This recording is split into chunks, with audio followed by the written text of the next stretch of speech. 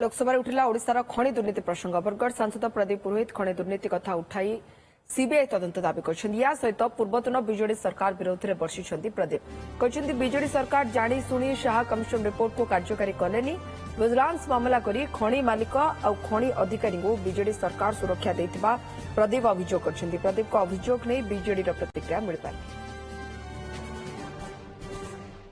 लोकसभा अधिनियम 377 अनुजाई एक गुरुत्वपूर्ण प्रसंग मु उठाई। विजु जनता दल सरकार थिबा समय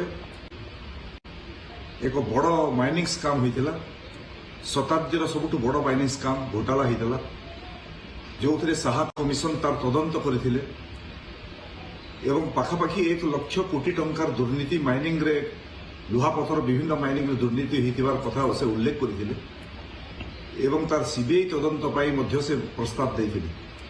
तत्कालीन विजु जनता दल सरकार माइनिंग दुर्नीतिकारी सामिल होते एवं निजे बड़ बड़ अधिकारी माने सामिल होते खड़ी लुट्रे से भागीदारी होते से गोटे विजिलेंस केस से खड़ी दुर्नीति संपृक्त अधिकारी एवं शिल्पपति मान सुरक्षा देते।